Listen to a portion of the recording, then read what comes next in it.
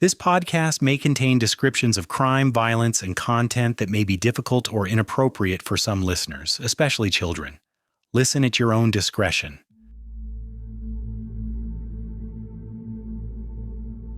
Today's story is not fiction. It is not a movie script or a writer's literary fantasy. It is a brutal, shocking reality that really happened in the middle of summer in the second half of the 1980s in the seemingly peaceful town of Piotrków Trybunalski. It is a story about a man who, on the surface, did not stand out in any way. An ordinary man, a physical education teacher, quiet and introverted, a man to whom parents entrusted their children with complete confidence, believing that they would be safe. They could not have been more wrong. This is a story of betrayed childhood trust. It is a story of pedophilia, multiple murders, and a twisted psyche.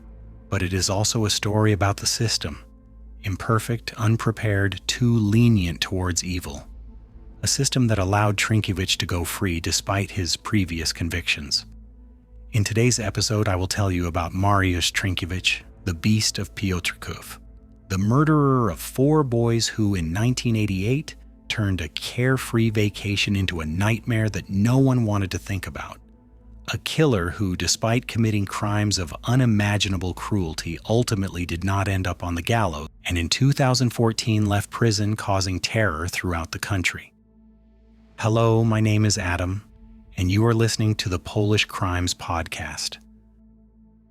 Mariusz Trynkiewicz was born on November 10, 1962, in Piotrków Trybunalski, a small town in central Poland.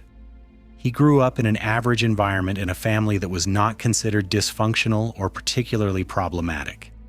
As a child, he was a rather quiet, withdrawn boy. He did not cause any disciplinary problems, but he did not stand out in any particular way at school either. He was an only child, and his father was busy with work, so he did not actively participate in raising his son. But he was not a bad father. His mother, on the other hand, spoiled young Mariusz, which may have contributed to the boy's later arrogance. From an early age, Trynkiewicz had difficulty making friends with his peers. He avoided loud groups and often kept to himself. He was a loner, non-confrontational, but also introverted. Teachers described him as an average student, quiet and not causing any problems. He did not show aggression and was not punished for fights or misbehavior. His presence often went unnoticed. In his youth, he was interested in biology, sports, and human anatomy. He studied well enough to be admitted to the Academy of Physical Education after graduating from high school. During his studies, he had a small circle of friends, but he did not enter into any romantic relationships Trynkiewicz's mother had hoped for. He studied full-time for the first 3 years and part-time for the next 2. It was at this time that he took a job as a technical education teacher. In addition, he taught photography and shooting at school. He seemed to thrive in his role as a teacher. He was conscientious, and his students and fellow teachers liked him. Although he did not form close relationships with anyone, he was self-enclosed and did not talk about personal matters. During his studies, Mariusz Trynkiewicz began taking drugs that affected his mental state, mainly diazepam. He explained that they helped him relieve stress and that his mother, who wanted to help him with his education, organized the drugs for him. At first, Trynkiewicz took them during exam periods, but later they became almost part of his daily routine. Despite the fact that Trynkiewicz seemed to thrive in his role as a teacher and almost managed to complete his studies, his master's thesis proved too challenging for him. Due to errors in the typescript, he was not allowed to defend it and never completed his studies. Due to the break in his education, Mariusz Trynkiewicz was called up for compulsory military service. He was afraid of joining the army, the discipline, following the rules, and absolute obedience to his superiors. It terrified him, he had a nervous breakdown, and even thought about suicide. In the fall of 1986, he began his military service, which he performed mainly in Tomaszów Mazowiecki, only 30 kilometers from his home. In December of that year, Mariusz Trynkiewicz received a pass, and it was then that he first succumbed to his disgusting urges and abused a child. His victim was a 13-year-old boy named Robert. Trynkiewicz's parents had a summer house in Włodzimierzów, a village near a lake where their son spent a lot of time. It was there that he abducted and held his first victim. From the militia's indictment, we learn that he used violence and unlawful threats to force 13 Robert to behave in a certain way, and deprived him of his liberty by tying his hands with a rope, putting a plastic bag over his head to prevent him from observing his surroundings, and then, forbidding him to call for help, forcibly took him to a summer cottage located on Rzeczna Street. He held him captive for 3 hours, then released him, and the minor went home. During this time, he struck the minor in the face with his hand. It did not take long after this incident for Trynkiewicz to strike again. In January 1987, he abducted and sexually abused a 14-year-old boy named Paweł. He tied his hands with a rope, put a mask on his head to prevent him from seeing his surroundings, and then, holding him by the hand, led him to his parents' summer house, where he held him for several hours and then released him. The boys reported what he had done to them, the militia captured him, and Trynkiewicz received his first sentence: 1 year of imprisonment, suspended for 2 years. A psychiatrist diagnosed him with an abnormal personality with psychopathic traits and revealed persistent abnormal sexual behavior of a pedophilic nature with homosexual urges. The sentence did not stop him. His sick sexual needs were stronger than him. A few months later, he received another pass from the army, and in June 1987, he attacked again. This time it was a boy named Simon, who was only 12 years old. Trynkiewicz's modus operandi was identical to that of his 2 previous victims.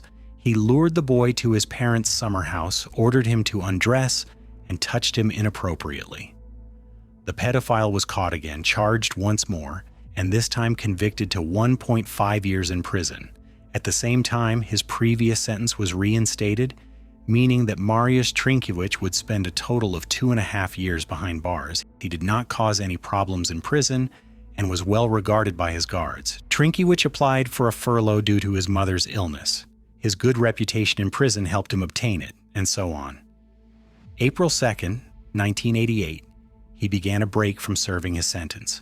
He lived with his parents for only 2 days, then moved to his grandmother's apartment. His parents gave him money, wanting to provide him with good conditions during his leave and a place to return to after his release from prison. According to Trynkiewicz's parents' testimony, their son behaved completely normally during his leave, neither appearing overly excited nor worried.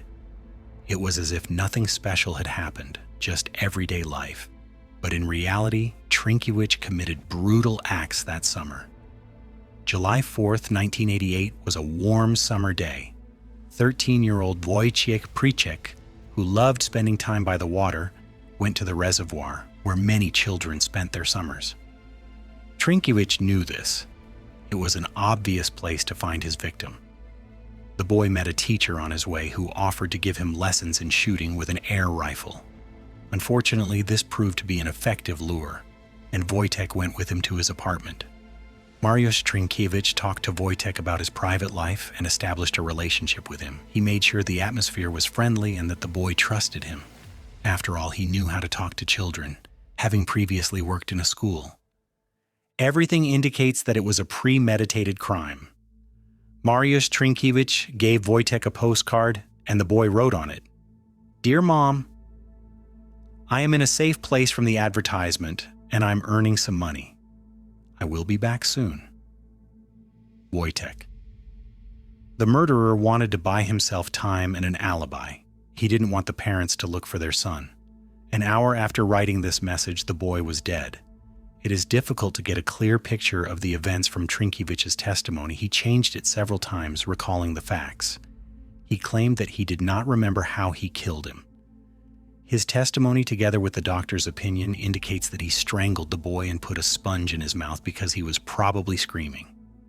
Wojciech was a tall but slim boy and did not weigh much. Trynkiewicz wrapped his body in a blanket, tied it with a string, and hid it in a cardboard box.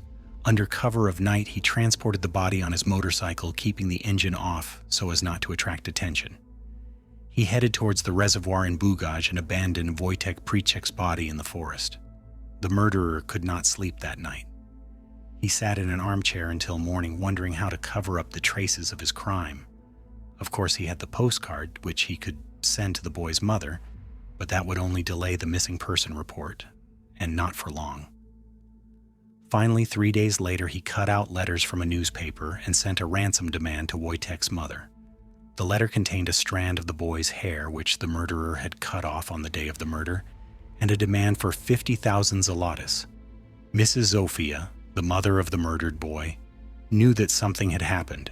She knew her son well. Wojtek was independent and would visit her at work. The day after the murder, she reported him missing to the police. She searched for him on her own, and with the help of her other son and brother, spending long nights and days looking for him. Later, a postcard arrived, followed by a letter demanding a ransom. Mrs. Zofia did not lose hope. She could not afford to pay the 50,000 zlotys ransom demanded, as she thought at the time, by the kidnapper. The police advised her to put cut-up newspapers in an envelope, then organized a manhunt, but no one came for the money. Mariusz Trynkiewicz admitted that he had been watching her all this time. He wanted to see how his victim's mother was living after the murder, what actions the militia was taking, and how the case in which he was involved was progressing. Immediately after the murder of Wojtek Przyczek, the killer was not caught. Unfortunately, the militia did not catch on to Mariusz Trynkiewicz. If they had, this story would probably ended there. The boy's body was found naked. In his mouth was a gray sponge with imprints of his palate and teeth. The skeleton was badly damaged, the bones broken and contaminated with larvae. The victim's socks and shoes were found next to the body. When the skeleton was shown to Wojtek's mother, she only recognized the shoes and socks. Her son did not resemble himself. His body was mutilated. Only bones remained. Too much time had passed. On July 29, 1988, just 3 weeks after the first murder, Mariusz Trynkiewicz went to the water again. This time, on the Wierzajka River, he met 3 boys, 12-year-old Krzysztof Kaczmarek, 12-year-old Artur Kawczyński, and 11-year-old Tomasz Wojek. He persuades them to visit his apartment, convincing the boys that he will teach them how to shoot an air rifle, show them his stamp collection and fish farm, and let them play video games. The reality of life in Poland at that time was completely different. Access to entertainment was limited, and many families struggled with financial problems. When the boys hear Trynkiewicz's proposal, they cannot refuse. The murderer knew that once they crossed the threshold of his apartment, there was no turning back. The boys could not leave alive. He was possessed by a pedophilic sexual urge and a sick need to murder. Music was playing in the apartment. The boys were playing a TV game, watching a parrot cage, feeling at ease. Trynkiewicz offered them sweets and drinks, but they refused. They talked, and there was no sign of any ill intent on the part of their host. Trynkiewicz testified, "I don't remember the words and sentences I said at the time, but the topic was about the fish I had in the TV game show. I offered the boys a meal, but they didn't want it, and as I remember, they didn't even drink anything at my place. I could have offered them tea, cookies, and candy because I had those things at home at the time. At one point, I felt nervous and anxious. I think this was because I realized that when the boys left my apartment, they would tell adults where they had been, and I, even though I felt no guilt, could be accused of something because I had been punished for detention in the past. As my inner fear grew, the boys turned to me and said they wanted to leave. Until they said they wanted to leave, they were amused. But when I heard that, I don't remember what I was doing at the time." The murderer claimed that he did not remember the moment of the crime itself, but afterwards he saw the boys lying motionless on the floor, covered in blood, with blood flowing from their mouths. He put plastic bags over their heads. Trynkiewicz vomited, perhaps in shock after what he had done, or perhaps repulsed by the gruesome sight. He left the apartment straight from the bathroom. He went to his parents' house, but he does not remember this visit either. His head must have been preoccupied with thoughts of the crime. He ate a meal, the TV was on at his parents' house, and he saw traces of blood under his fingernails. After returning to the apartment, he froze in his chair, lost track of time, and was in a frenzy. He took psychiatric drugs, the same ones his mother had gotten for him during college. He testified that when he came to his senses, it was already dark. He wrapped the bodies in sheets and hid them in the basement of the apartment building. The operation of hiding the bodies exhausted him, and he thought about what to do to cover up his crime. It was a very hot summer. Many tenants used the basement, and the bodies would quickly begin to stink. In addition, his apartment was covered in bloodstains. He fell asleep in an armchair for a few hours and the next day decided to get rid of the bodies. Wrapped in sheets and a military cape, he tied the bodies with belts and moved them to his car. He drove to the nearest forest. He had no specific plan. He just wanted to get rid of his victims as soon as possible. He found a bottle of gasoline in the car, so he came up with the idea of setting the bodies on fire to cover his tracks. When Trynkiewicz reached the forest after driving only a few dozen meters along a forest road, he threw out the boys' bodies, poured gasoline on them, and after several attempts, set them on fire with a match. The car's engine was running the whole time. Afterwards, Trynkiewicz drove away. It was getting light, so he did not turn on the headlights.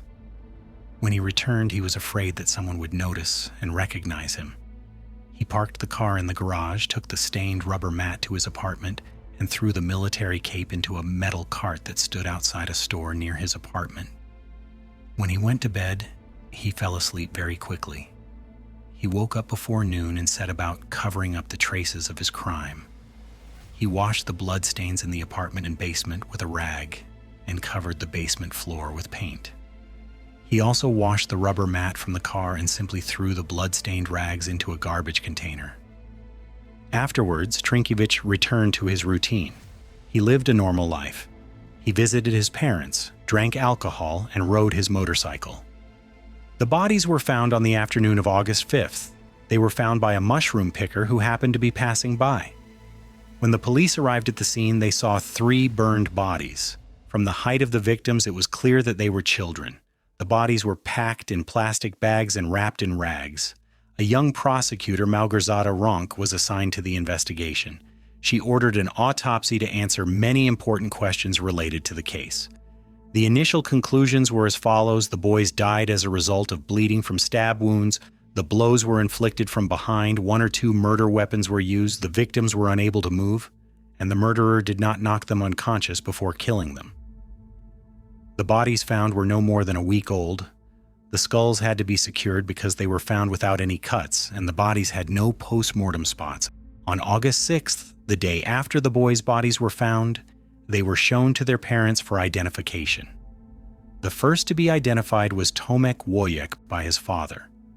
The father recognized him by his blue underwear and distinctive teeth.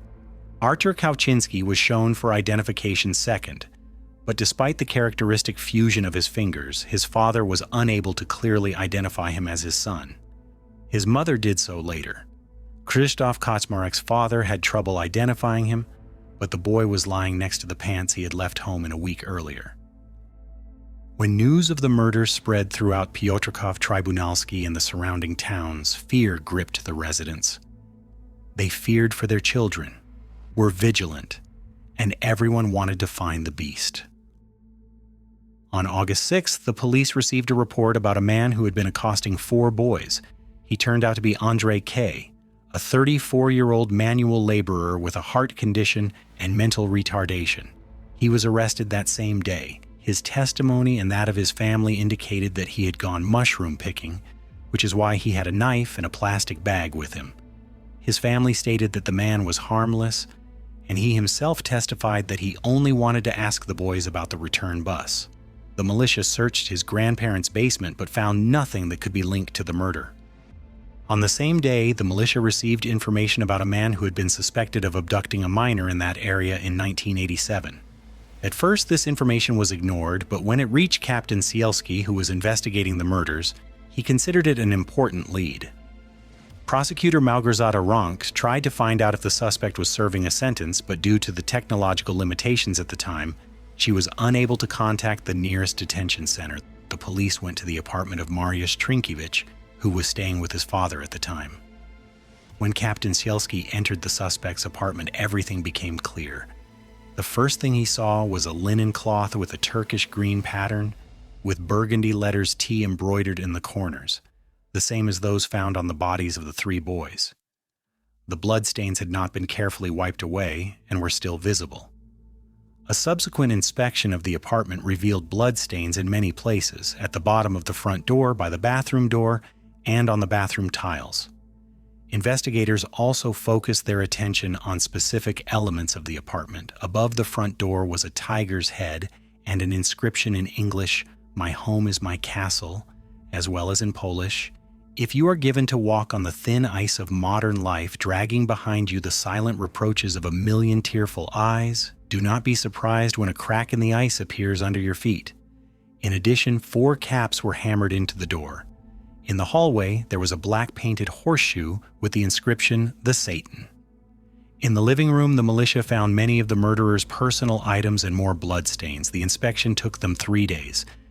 During the interrogation, Mariusz Trynkiewicz admitted his guilt.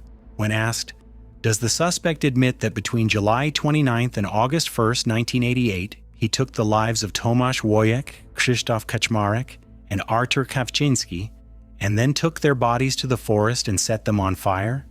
Trynkiewicz replied, "I understand the charges against me, I fully understand them, and I admit to committing the acts I am accused of." Later in the interrogation, Trynkiewicz talked about the crimes, but it seemed as if he was trying to repress his memories, as he could not remember many things or tried to give evasive answers. It looked as if he was very ashamed of what he had done. Years later, when recalling her work with Trynkiewicz, Małgorzata Ronk claimed that it was necessary to gain his trust. She asked him about his health, his stay in custody, and offered him cigarettes. This approach to the interrogation resulted in an exhaustive confession from the murderer. In September 1988, investigators realized that another boy, Wojtek Przyczek, had gone missing in early July under very similar circumstances. When asked about this case, Trynkiewicz confessed. In the forest on the road from Piotrków Trybunalski to Koło, Trynkiewicz pointed out the place where he had hidden the boy's body. He fell to the ground and had convulsions. When he calmed down, the militiamen present at the scene helped him up and took him to the police car. A bag with bones tied with a cable was found in the place indicated by the murderer. On September 9th, an on-site inspection took place. The parents of the murdered boys were invited, but they were informed that only one parent could be present. Zofia Przyczek, Maria Wojek, Regina Kaczmarek, and Mirosława Kawczynska attended the inspection. It was the first time that the mothers of the murdered boys could look into the eyes of their son's tormentor. The site inspection was a major undertaking. After 10 a.m., Mariusz Trynkiewicz was taken with the prosecutor to the crime scene, which the murderer had directed them to. Trynkiewicz's case was already very high profile at the time, and many residents and journalists tried to get to him, but the militia effectively cordoned off the area. Access roads were closed and officers with dogs were deployed. All this was done to prevent vigilante justice and to ensure that the investigation was carried out effectively. The site inspection was recorded for evidence purposes, but Trynkiewicz did not agree to the presence of journalists. The murderer once again recounted his crimes in detail, pointing out the locations of the events. The distraught mothers listened and watched everything. The fathers were not present for safety reasons. As Krzysztof Kaczmarek's father said, he was afraid that he would kill his son's oppressor. Trynkiewicz recounted everything without much emotion. When Artur's grieving mother asked him why he remembered her son's white t-shirt, the murderer simply replied that it was only because it had changed color due to the blood. An on-site inspection was also carried out at the place where Wojciech Przyczek's mother was to hand over the ransom, as well as at Trynkiewicz's apartment. Archival recordings of the site inspection in Polish are available on YouTube.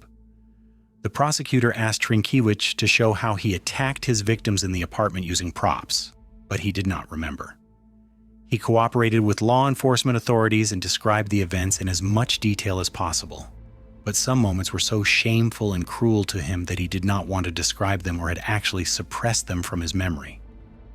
Tomek Wojek's mother asked if the 4 caps driven into the door of his apartment represented the number of his victims, but he said that he simply had 4 upholstery nails and drove them into the door for no reason. The murderer was also asked if he was a Satanist and why he wrote in a letter to Wojtek's mother that the boy had joined a sect.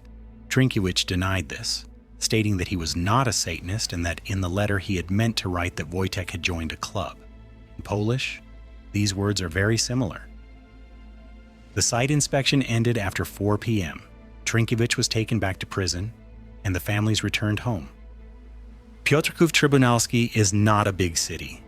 When word spread that Mariusz Trynkiewicz was a pedophile and a murderer, his family went through a terrible time. They were pointed at on the street, and awful things were said about them. Having a monster for a son is also a sentence for the family. Their lives were never the same again. His parents received threatening letters and phone calls, and people wanted them to be fired from their jobs. Mariusz was a beloved son, not an unwanted child, which made the situation even more difficult. They couldn't show themselves on the street, and their hearts were broken because they had lost their child. Despite the fact that Trynkiewicz's mother believed that people like him should be punished by death, she did not abandon her son. A month after his arrest, she asked the prosecutor for a visit with her son. She prepared a package of clothes for him, taking a sweatshirt, long johns, and socks. She also took a package with 1 kilogram of fruit, cigarettes, and cash. Trynkiewicz's father also came to the visits. The mother will continue to send packages to her son for the next 30 years.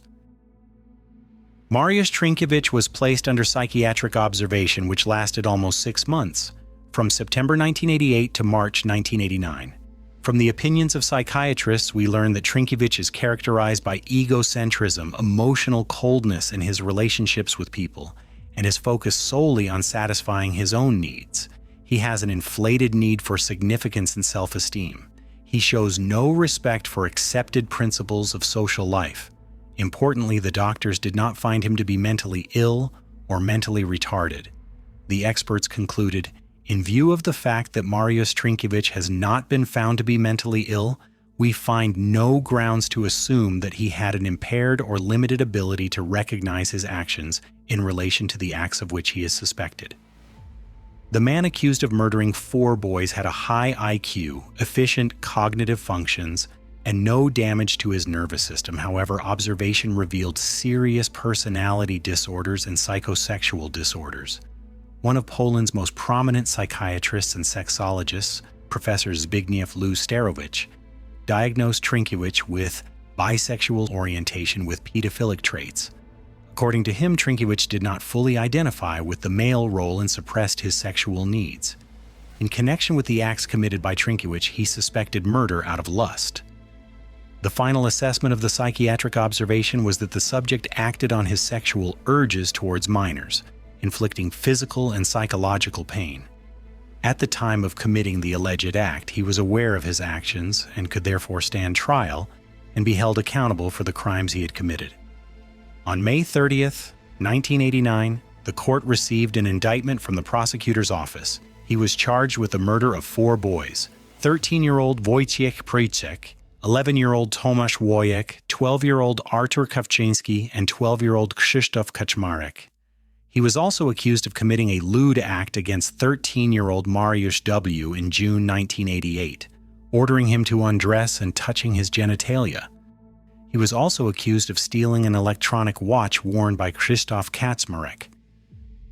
Many witnesses and expert doctors and psychologists were summoned, and the prosecution prepared over 100 pieces of evidence to be presented during the trial. The whole case was a very large undertaking. Due to the media coverage and great interest, not everyone could fit into the court building. Special cards were distributed to divide those interested. The date of the first hearing was also carefully considered. It was to take place in September after the summer holidays, so that all participants would be back from vacation. The experts were accommodated in a hotel in Piotrków Trybunalski so that they would not have to commute from Łódź and Warsaw, which are 60 and 140 kilometers away from the trial venue. Mariusz Trynkiewicz's parents requested a change of court in a letter, as they did not want media publicity and wanted the case to be heard behind closed doors, but they did not even receive a response. The defendant also wrote to the court on this matter. He requested a closed-door trial in order to ensure the proper conduct of the proceedings. He argued that he would not be able to testify freely when so many people were watching him.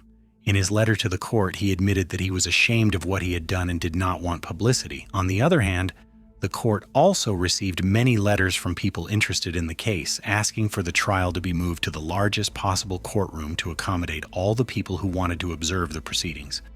On September 12th at 9 a.m., several dozen police officers with dogs secured the area around the court in Piotrków Trybunalski.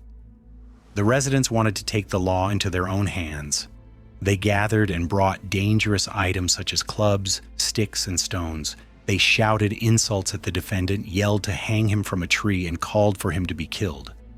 Before 10 a.m., Mariusz Trynkiewicz arrived at the courthouse accompanied by the militia and entered the courtroom with his head bowed. In addition to the participants in the trial, there were many journalists and reporters in the courtroom. Opposite the defendant's bench, where Trynkiewicz was sitting, was the prosecutor's bench, where the parents of the victims sat as auxiliary prosecutors, just a few meters away from their children's tormentor. At the beginning, the judge considered the defendant's motion to exclude the public from the proceedings. The prosecution objected, arguing that such a motion could only be considered when it was in the best interests of the victim, not the defendant. The judge agreed with the prosecutor, and the public was excluded only when the welfare of the victims' families was at stake. The judge read out the 5-page indictment. The defendant was familiar with the charges, having been informed of them prior to the trial. He refused to testify, making only a statement. He said, "I am not and have never been a member of any satanic cult. I have a sword with a crown tattooed on my right arm. I don't know if it's a sign of Satanists or not." This tattoo was done at the cadet school in Koszalin. I don't remember who did the tattoo. It was a souvenir from the army. Maybe it wasn't wise, but that's how it was done. Krzysztof Kaczmarek's father deeply believed that his son died because of Trynkiewicz's affiliation with Satanists. He was very involved in the investigation and tried to prove that more people were involved in his son's death. He visited places that were relevant to the case and questioned potential witnesses. He presented all his observations and conclusions in court during the trial. During the first break in the trial, someone from the audience threw a bottle at the defendant. Mariusz Trynkiewicz requested an adjournment of the trial, as he was terrified. The judge refused, and the trial continued after the break. Trynkiewicz did not change his version of events, testifying that he had committed the murders himself, did not know his victims, and had no motive. At the next hearing, which took place on September 18th, the mushroom picker who found the boys' bodies testified. He recounted again how he discovered the bodies. This time, however, he added something else. He said, "I would like to say something here that I have not said before. It is because the militia beat me. They took me to the forest and told me to choose a pine tree. Then they ordered me to undress. The militiamen threatened to kill me. I was beaten because it was suggested that I had killed the boys." During the communist times, Poland was a country where people did not have complete freedom, and many things were controlled by the state. The communist authorities suppressed dissent and did not allow the free expression of opinion.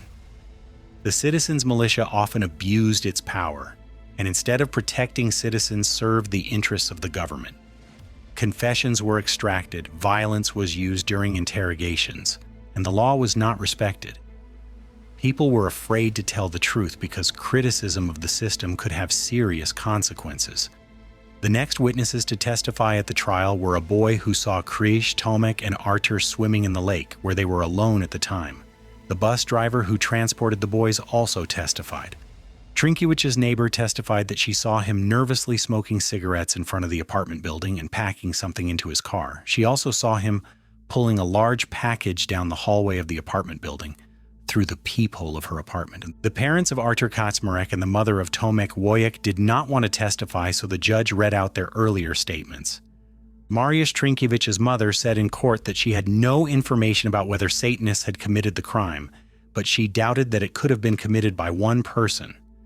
She referred to the alleged lack of bloodstains in the apartment, which they entered 2 months after their son's arrest. She claimed that her son must be mentally ill if he does not remember the murders he committed. She also claimed that she had never seen her son drive a car, and according to her, he was unable to drive. In further hearings, forensic experts and specialists testified. One of the doctors who performed the autopsy gave evidence that the boys could have been helped if Mariusz Trynkiewicz had decided to back down and called an ambulance. the medical services would most likely have been able to save the 3 teenagers. Based on the evidence and expert opinions gathered, specialists concluded that Tomek, Artur, and Krzysztof could have lived for up to several dozen minutes after the attack, defending themselves against the attacker and fighting for their lives. This is indicated by knife wounds that were inflicted at different angles and depths. Despite cooperating with the police and not hiding his crime, the murderer disagreed with the experts on this point. In his opinion, the boys were sitting in an armchair and he stabbed them from above using 2 knives. However, this is not possible.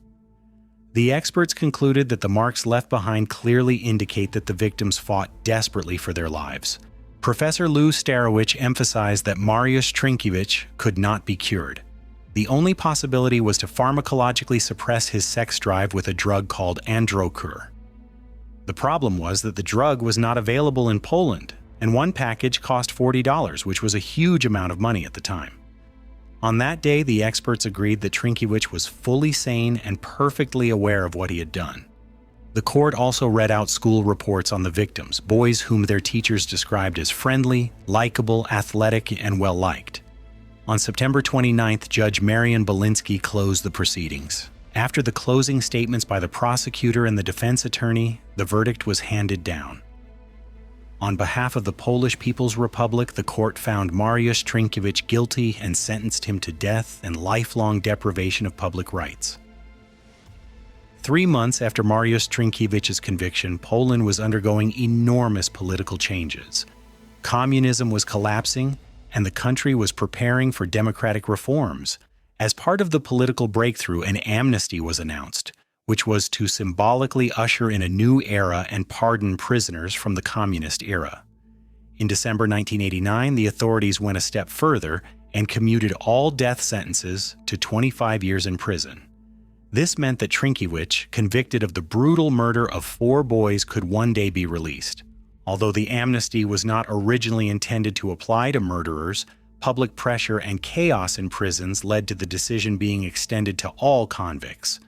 Politicians wanted to show the world that Poland was breaking with the old regime and becoming a humanitarian state, but they did not foresee the consequences. It was not until 25 years later, when Trynkiewicz was actually about to leave prison, that one of the senators at the time, Stefan Niesiołowski, admitted on the radio, "I regret it very much. It was a mistake. We thought he would die in prison." When Mariusz Trynkiewicz was due to be released in 2014 after serving a 25-year sentence, nationwide panic broke out in Poland. In response, the government introduced the so-called Beast Law, a law on the treatment of persons posing a threat to the life, health, or sexual freedom of others. Under this act, the National Center for the Prevention of Disocial Behavior was established in Gostynin, a specially guarded facility where the most dangerous criminals are placed after serving their sentences if experts determine that they may still pose a threat. Although the act was intended to protect society, it has been controversial from the outset. Many lawyers and human rights defenders consider it a form of indefinite imprisonment after sentencing. Mariusz Trynkiewicz was released on February 11, 2014, but he did not enjoy his freedom for long. The prosecutor's office filed a motion with the court to declare him a person posing a particular threat to the life and health of others. Psychiatric experts confirmed that his sexual disorders and lack of remorse could lead to him committing another crime. On this basis, the court decided that instead of being released after serving a 25-year sentence, Trynkiewicz would be sent to the center in Gostynin. At the center, he led a quiet but isolated life. He had his own room, a TV, and the opportunity to read newspapers. He rarely went for walks, avoided contact with other inmates, and over time gained a lot of weight. According to reports, he weighed as much as 130 kilograms. In Gostynin, Trynkiewicz met a woman who corresponded with him by letter. She fell in love with him, visited him regularly, and eventually became his wife. After 2 years of knowing him, she asked him about his past. Then she heard, "I killed those boys. I don't know why." But that didn't change her attitude. She believed that people were focusing too much on what happened in 1988. She thought that today Trynkiewicz was a different person, someone calm, affectionate, deserving of a chance. In her eyes, the monster from the past had become an ordinary person, a man who could be loved, someone with whom, as she said, she finally felt safe. She had a daughter from a previous relationship whom Trynkiewicz, convicted of 4 child murders, treated as his stepdaughter and advised on parenting. Their relationship was highly controversial in public opinion because for many it was a symbol of an incomprehensible fascination with crime and a man whom society wanted to forget long ago. Mariusz Trynkiewicz's stay in Gostynin did not bring the expected improvement. Although he had access to therapy and constant psychological care, his behavior indicated that he had not given up his tendencies. During one of the routine checks, pedophilic materials were found in his room. There were photos of boys and drawings with sexual content. The center immediately reported the matter to the prosecutor's office, and Trynkiewicz was placed under even stricter supervision. Experts assessed that the discovery confirmed the lack of any rehabilitation. Among the staff and the public, there was a belief that he should never have been released from prison. For many, this discovery became a symbol of the failure of a system that was supposed to protect society, but, as it turned out, allowed the beast to remain himself.